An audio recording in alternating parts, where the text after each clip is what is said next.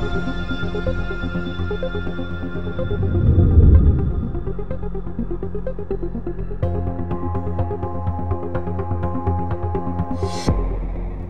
TRICS III trial is a very important trial presented at the American Heart Association, published in the New England Journal simultaneously. And this was a trial that addressed the question of what should be the transfusion threshold for patients undergoing cardiac surgery.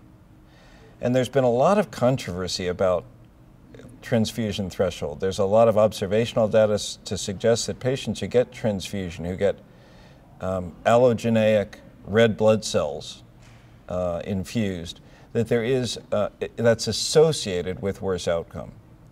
And yet we know that there's been contradictory information about that from studies and even from small randomized trials. So this is the largest randomized trial ever done in the setting of surgery for transfusion, and perhaps the largest trial ever done for thresholds of transfusion. I think a very important topic.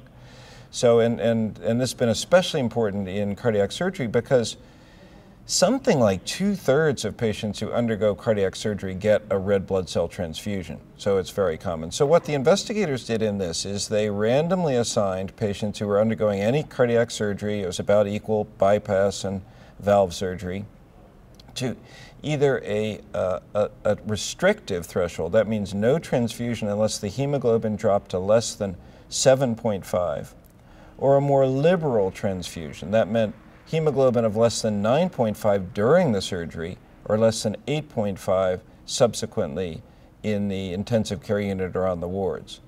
The primary outcome of this trial was death or dialysis out to either hospital discharge or 28 days. So a robust outcome being assessed.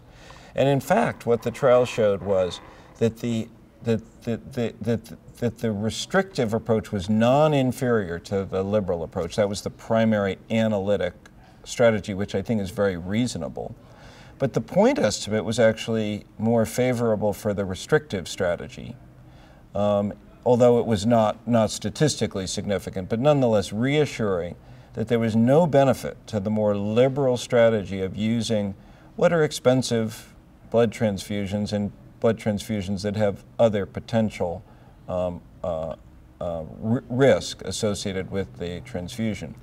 And then an interesting subgroup, we like to be careful about subgroup analyses, but an interesting subgroup was age, so that people who were greater than age 75 actually had a statistically significantly greater advantage to a restrictive approach, with the suggestion from the investigators being that the elderly may be a group that's more susceptible to some of the harmful effects of transfusion.